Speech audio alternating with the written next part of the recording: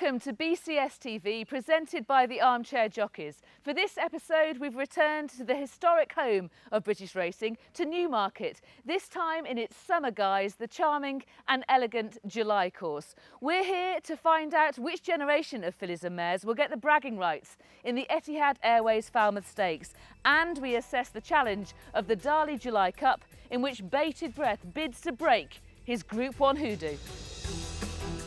Also coming up, the Armchair Jockeys look ahead to one of the middle distance highlights of Europe, the King George VI and Queen Elizabeth Stakes at Ascot.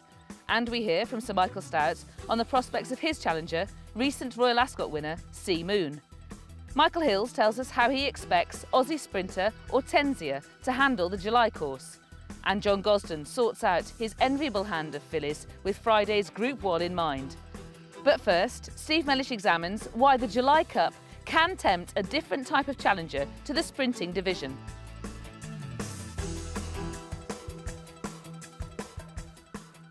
It'll take just over 70 seconds to decide the outcome of the July Cup, and if history's got anything to do with it, that could go some way to deciding who the champion sprinter is. 13 of the last 30 winners of the July Cup have been 3-year-olds, and 9 of those began their season not as sprinters, but targeted at the 2,000 or 1,000 guineas in Britain or elsewhere in Europe.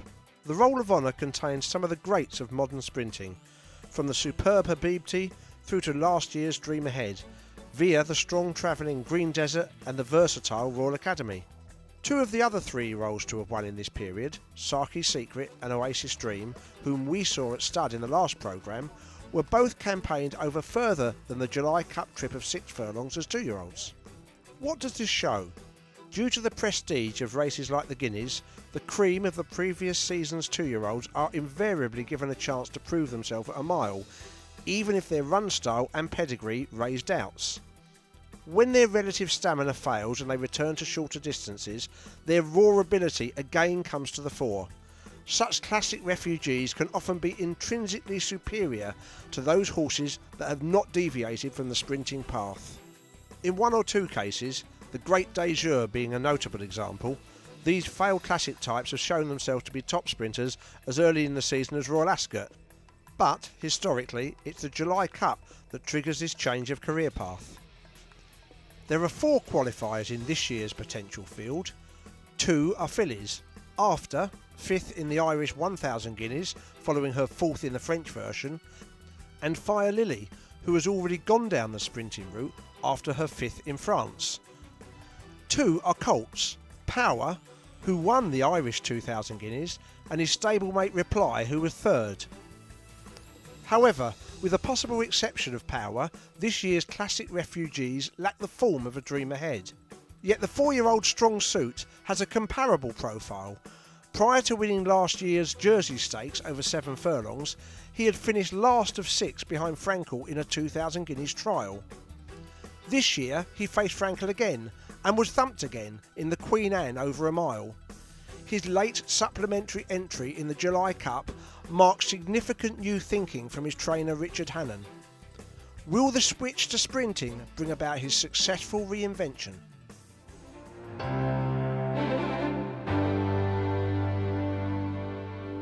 So first up, we're going to look ahead to the Darley July Cup, and you may have noticed that we've traded in Rishi for a younger model. Chris Dixon has joined us for this episode. Chris, looking ahead to the July Cup, it looks like a really good mix with typically the King's Stand runners taking on the Golden Jubilee runners. Yeah, it does, and obviously it's one of the highlights of the sprinting season, the July Cup.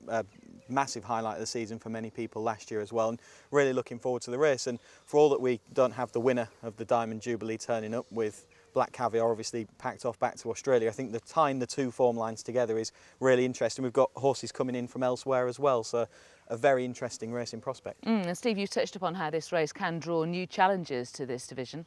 Yeah, it's the time where you're the very best of every generation are the classic horses, and even if you're half of a mind that the horse won't stay a mile, you often give a horse a go in a trial or a race just to see if their stamina will leak out, and this becomes the first sort of real opportunity for those horses. So they're good horses who didn't get a trip. As often, you go back the last 30 years, this race is littered with horses like that. It's also just touched on the international as well, because it's close to Ascot.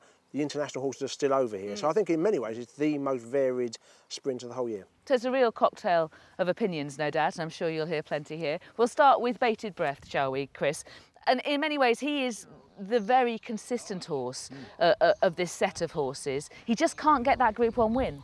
No, I think he's had 7 goes at this point in Group 1 company. On 4 occasions he's finished second, on each occasion by less than a length. So he's not doing much wrong. His consistency is admirable. He started this season over 5 furlongs, a big run in the King's Stand last time out, and a nice win in the Temple Stakes at Haydock the time before that. And I'm pretty sure that he's a Group 1 horse in the making, and at some time the door will open, they'll let him in and he'll become a Group 1 winner. It might well be here. He went so close in the race 12 months ago. I think the return to 6 furlongs, for all that you wouldn't claim it to be a massive positive, it is certainly not a negative. So I think he arrives here as a player. OK. Unfortunately, the weather has really conspired against him this year, hasn't it? And if we have another wet run-up to the July Cup, that would be a concern, wouldn't it? Yeah, it is the worry. He's got form on softish ground, but I think it's pretty fair to say that the sound of the surface, the better he is. And he has been unfortunate at that in the past. And he's just very, very nearly good enough to win one of these. But because of that, I think he probably needs everything perfect to give him a really good chance. Do you perceive him doing anything wrong in himself? I really don't. I don't think he does. I think he's a real good cruiser that he showed that when winning the Temple Stakes this year. I think he tries hard. He tried hard at Ascot. I just think he's, he is, as Chris said, he is good enough to win one, and I think he will win one, but he just needs everything right on the day. Perhaps chief of the international challenges is the mare Hortensia. Now, Connections were disappointed with her run in the King's Stand. Can she do better in the July Cup? Michael Hills brought her to the track to give her quite a serious workout. She's got a proper engine. Paul wanted me just to get used to the dip. I've obviously ridden here a lot, so that he wanted me to feel what she was like. And it's very important for a horse to take it on. You get a horse that backs off it, you're going to flounder in the dip. And when I asked her to go down the hill, she put her head down and really took it. She handled it well. Handled it very well. Obviously, you get in race conditions, but I couldn't be. She ticked every box for me this morning. Oh, right. And the way she finished, going in, the top of the hill, I was very impressed. I think they were right to be disappointed with her effort at Ascot, really, but she wouldn't be the first horse, and I think we'll say this about a few horses when we're talking over the course of this programme, that hasn't handled Ascot, and you can kind of wipe a poor run at Ascot from the record, I think. She's had plenty of racing. She's, I think, 11 from 31 in her career. She's won 2 Group 1s. And the mare Danform, when she won Group 1 company over there, 15 runners in that race, 9 of them were Group 1 winners. So that was a race that had real depth to it. And I think you can definitely see her running a lot better here. And the fact that she's had a sighter has to be taken as a bit of a positive, because it's something different to her. She's now been here and done a serious piece of work. So that was the King's Stand. How about the Diamond Jubilee? Society Rock is a horse that often runs a really good race at Royal Ascot, Steve, and he did again. He missed the break and he had a lot to do after that, and still didn't get beat very far. So it's another good run on the back of a good reappearance run at York. He is a good horse. He's a Group 1 winner. I think the more rain we have in the build-up, I think helps. I think he likes cutting the ground. But the fact remains at the moment that the July course, for all it's called a stiff course, I don't think it's stiff enough for him. The standard time will tell you it's not the stiffest of sprint tracks, and I think he might need a bit more of a test. So I think the more soft ground, the better for him. Another international challenger is Krypton Factor. He ran in the Diamond Jubilee behind Black Caviar. Were they disappointed with that, do you think? It was a respectable effort, wasn't it? But probably no more than that. My problem really with the Diamond Jubilee is that they were just all in a heap, and it just looks a bit of a mess as a form guide, really. The other point with Krypton Factor is that all of his best form has come on artificial surfaces on the Tappeta over at Meydan in Dubai. So coming here, a different set of circumstances on the turf once again, I'd happily enough take him on, I think. Librano ran really well in the July Cup last year. He's been in good form this season as well, Chris. He has. He kind of lost his way, really, at the back end of last season, but he's come back with a listed win at Salisbury, a bit of a messy race, and then he won back here, the race that he took before finishing in the fourth in the July Cup last year. So he likes the track. He's got plenty of form here.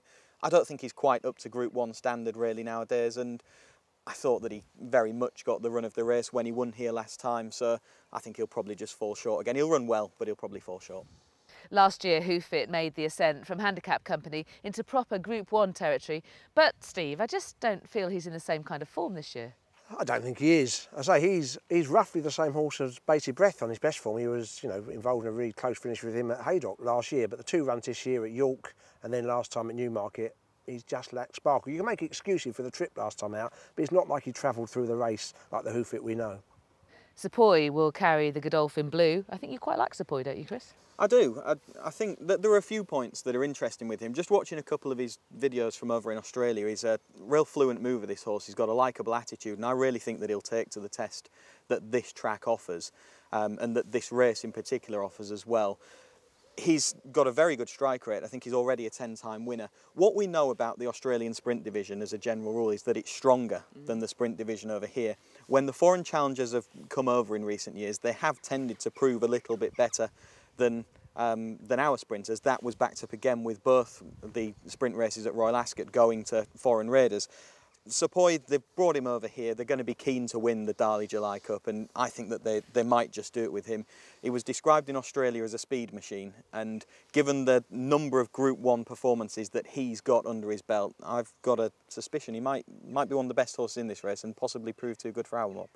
It's the classic manoeuvre with Power, a horse that's tried the classics, even won one in Ireland, but the feeling perhaps that he might do better dropped in trip. I just wonder whether he's quite good enough, really. I think if we give the last run, he was held up towards the rear and going okay when getting hampered and the race was over. But I'm just not sure the evidence is there that I know he's a classic winner, I'm just not sure he's quite good enough. I'm going to go for Bated Breath. He's consistently good enough, and this time he's going to get his. It's Sepoy for me, described as a speed machine in Australia. 10 from 13 in his career. He's also a winning machine. I think that he might just prove good enough to win the July Cup. Well, Tenzia for me. We didn't see her at her best at Ascot, but she is better than that, and she worked really well on the track, so I think she's prime for this.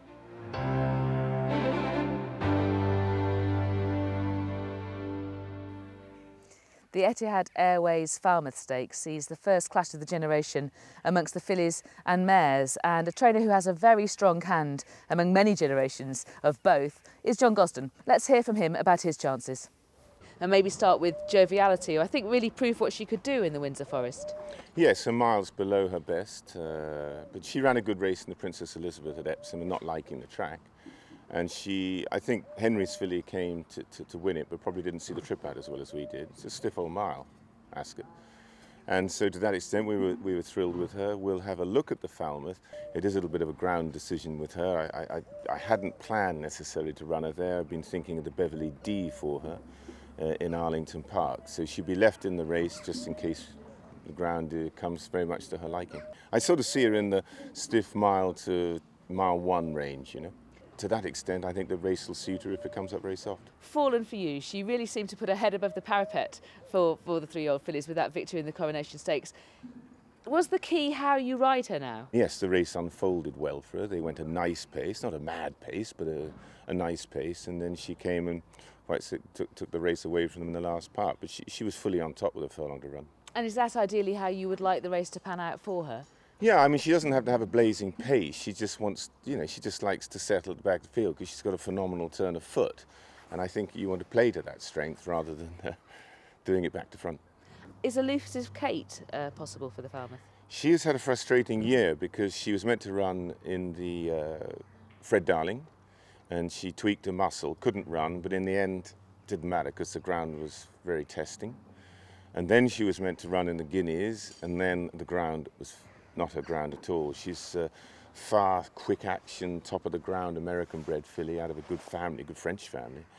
And she loves good de firm. And so then we were going to run again in the Coronation. Olivier was over to ride her, but it rained heavily and the ground was soft and she doesn't like it. So there was not much point. It's going to get a bit desperate if it goes, all of her races are soft ground. It's a freak year. And I hope that we are able to run her in the Falmouth. I'd be very, very keen to do so. Is she still showing you that bit of magic on the Yeah, darts? she's worked beautifully the last few days, but it was on good de firm, which is her favourite surface. Well, it had been hard to sort out how the 3-year-old fillies among the miling division were really going. And then along came Fallen for you, Chris, in the Coronation Stakes. Yeah, I think on 2 fronts that was very impressive, visually impressive. Probably one of the most visually impressive performances of the year from a 3-year-old filly, taking out Homecoming Queen in the Guineas. But in terms of solidity of form, I think probably the best piece of form that we've seen, given that she had the winners of the English and Irish Guineas in behind her. So she's got a load of ability. I think she can sometimes take a little bit of a while to get organised, but she's got winning form here, and she sets the standard amongst the 3-year-old division, who have a good record in this race. I thought they got the tactics dead right at Ascot. They held her up, almost exaggerated waiting tactics, really at pains to settle her, and I thought that was a big thing. And I think if they can repeat that, she just might be a filly who's really starting to blossom. Joviality pushed herself to the fore at Royal Ascot, Steve, with that really good win in the Windsor Forest. Yeah, I think it shows what she wants. I know she's run a Musadora, I know she's got form at 1.25 miles. I think she wants a strongly run mile. She was 4th in this race last year. She's produced a career best effort at Royal Ascot since then. And that level of form would probably have been good enough to win last year's race, but I suspect this year it might be a little bit of a stronger renewal.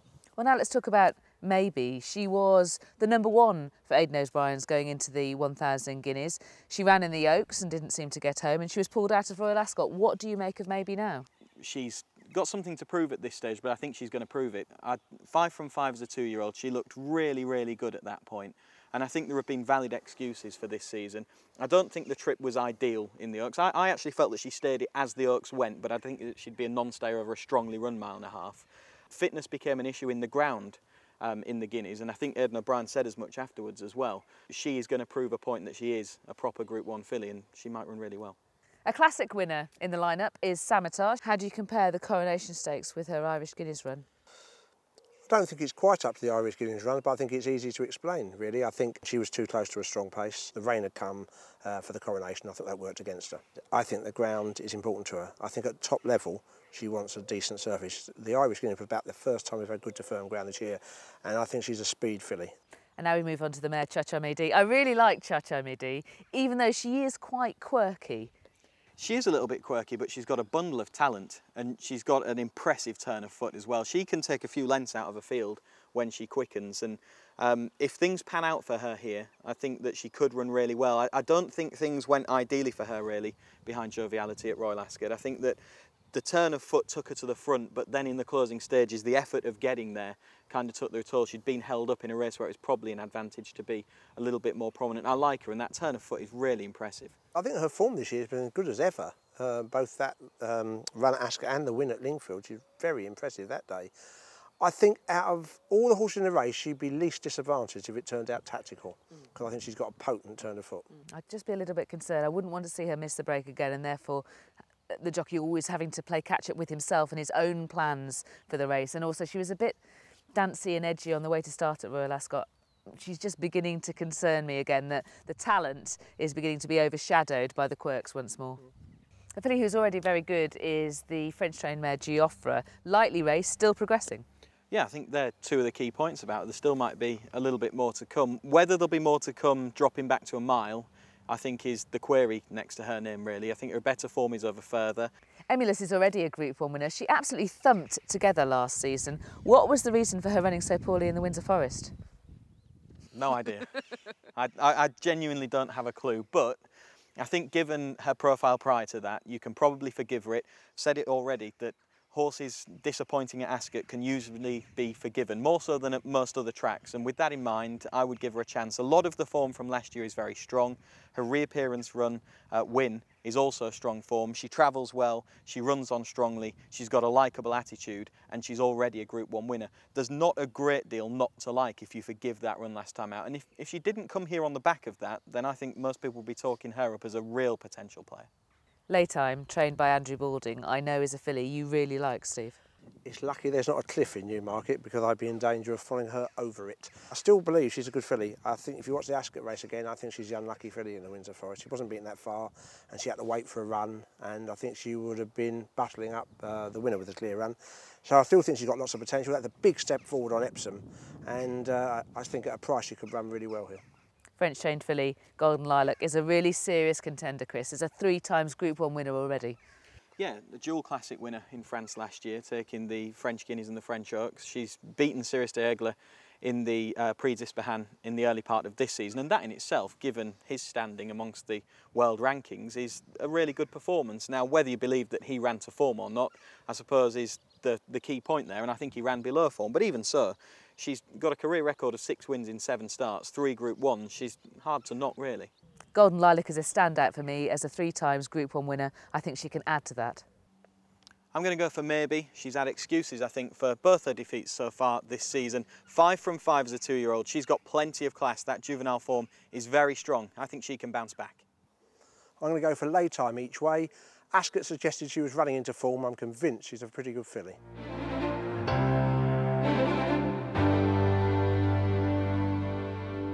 And now it's time to look ahead to one of the most eagerly anticipated middle distance contests in Europe, namely the King George VI and Queen Elizabeth Stakes. And the obvious place to start, Chris, is with the very impressive winner of the Coronation Cup, St Nicholas Abbey.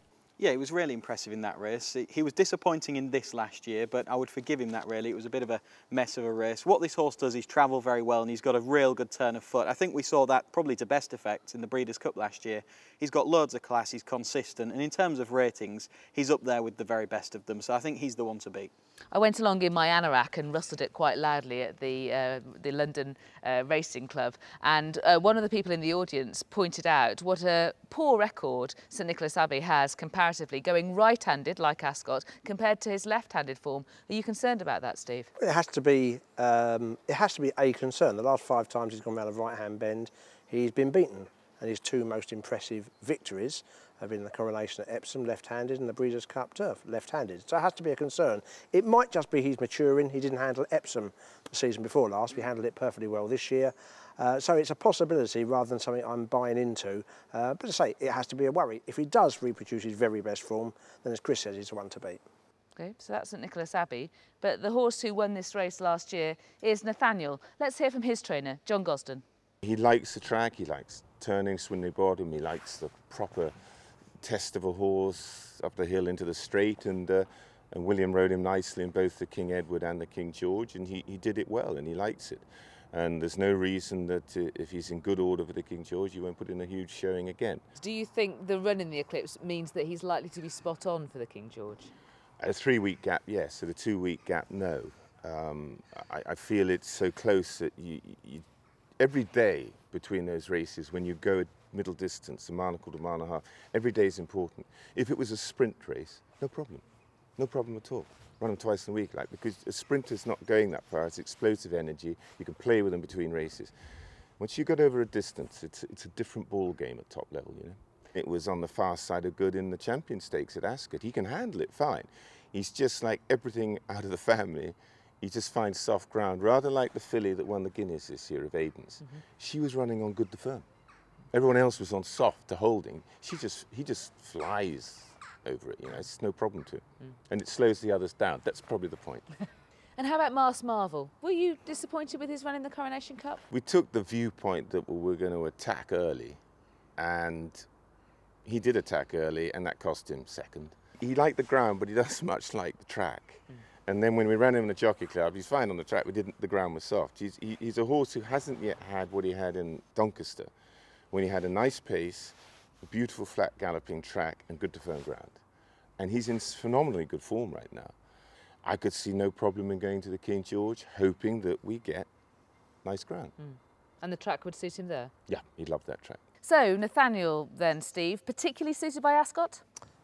Twice, of course, a distance winner, including in this race last year. I think the more rain we have in the build-up, I think will suit him. He's got everything in his favour. Mars Marvel disappointed me in the Coronation Cup, did he you? Yeah, it's the second time he's run not very well at Epsom. Maybe didn't like the track, and he's going to need a dry run up to the King George. A horse that we may not yet have seen the best of is Sea Moon. He was a really impressive winner of the Great Voltigeur last season, and he won the Hardwick at Royal Ascot really well. Let's hear from his trainer, Sir Michael Stout. It was probably his best performance to date. You know, he'd been just very workmanlike at Goodwood, but he'd made running for the first time in his life, and Ryan said that didn't suit him. But nevertheless, he had to really up his game to go and win the Hardwick, which he duly did. What sort of pleased you about it? I mean, I thought he travelled very well, for example. He travelled really well. Yeah, you know, you were always very hopeful from a long way out. I'd be very happy to see a nice bit of rain because we know he likes it, but he's also performed well and fast. Do you think he needs to step up to win a King George? We don't know the final field at the moment, but he's got to step up a bit to beat St Nicholas for starters. You know, never mind any of the others, but Nathaniel would be another possibility. So yeah, he'll have to go again. Would you be higher. hopefully good? Maybe I would be satisfied with a Hardwick performance and hope for the best, you know. He's entitled to go for the race, and we're entitled to hope. I think the Hardwick is a really strong one this year. I think it's a really good Hardwick, and it wouldn't be the first Hardwick winner to go on and win a King George. He's a big, big player. The easy ground thing is probably a little bit of a concern. You wouldn't want to see it really quick for him. But on a couple of occasions now in his career, he has looked very impressive. The Great Voltager, most notably last year. And he was back to that level of form, as Steve says, in a strong Hardwick. So he's definitely one that you've got to take seriously, particularly when you consider he's got that Sir Michael Stout profile of an older horse improver. Dunedin is a proven high-class performer on the global stage, Chris. He's won a Melbourne Cup, a Hong Kong Vase, and he's come over here to Britain and performed really well twice now this season. Yeah, I think particularly the run in the Hardwick was a really good effort from him. Watching that run back a couple of times now, I get the impression he was maybe a little bit unlucky to not win that race. He was certainly unlucky to not be a lot closer. He was locked up with nowhere to go and travelling well on the turn as the race developed. The leaders got away with him. He then picked up in the straight under relatively minimal pressure, and he was stopped again before running on at the line. He put further distance between himself and Red Caddo than he had done before, and I think that he's probably still improving, this horse. He's got proven Group 1 form. I really like his claims. Don't buy into the fact that he was outpaced. You'll read that in papers and form books. I thought he was just trying to get out of the way of horses who weren't going very fast in front of him. I think he's a high-class horse, fully effective at a mile and a half, fully effective at Ascot, has a big chance. Brown Panther won a handicap over the course and distance of the King George at last year's Royal Meeting. Is he good enough at Group 1 standard? I think he'll probably fall short in what is probably going to be a really good Group 1. He came back to form at Pontefract last time out. That was a listed race, however, not the strongest of listed races either, and he's going to have more on his plate. It was a much better performance, Steve, I thought, in the Prince of Wales Stakes from a reliable man. He's a real good horse on his best form. 3 lengths at Ascot, that was a step in the right direction, but it also tells you he needs more. Japan is a growing power base when it comes to flat racing. They've brought horses over here before and they have made an impact, not least Deep Brillant's sire, Deep Impact. Yeah, and one of the key points about him, we don't know a great deal about him, but we do know that he's got a fantastic pedigree. He's got a good level of form over in Japan, a Japanese Derby winner. All of his form is on rattling fast ground, and I think he'd want those conditions to be seen to best effect. Imperial Monarch is an interesting contender, I think, Chris. Still unexposed at the distance of a mile and a half. Yeah, I think that there's improvement to come from this horse. If the ground's quick, he'll be going on a faster surface than he's ever gone on before. That would be a little bit of a worry, I suppose. You can scratch his French Derby run. Nothing went right there. It was just a mess of a race. And before that, in the Classic Trial at Sandown, he'd done pretty well. He won quite tidily. He's a horse going in the right direction. He should improve for the extra distance. I think his guesswork to how good he is. He may or may not have won the Sandown Classic Trial, but for the ride he was given around the outside. He might have won anyway, but he beat Thoughtworthy, who was, well beaten in the Derby. And subsequently, he had, as Chris said, no chance in the French Derby. He had a terrible run through. I have no idea how good he is. I'm going to go for Sea Moon. I think he's still open to some improvement. I think conditions are going to be ideal, and he's proven over the course and distance. I'm going to go with St Nicholas Abbey. The thing about him going right-handed, a little bit of a concern, but he travels very well. He's got a smart turn of foot, and he's a 4-time Group 1 winner. He'll do for me. I'm going to go for Dunedin. I think the Hardwick was a really good renewal this year, and I thought Dunedin was unlucky in it. That concludes this edition of BCS TV. I hope we've managed to bring you some food for thought for the next 3 races in the Kipco British Champion Series. When you join us Armchair Jockeys again, we'll be looking ahead to glorious Goodwood. But for now, from Chris, Steve and myself, goodbye.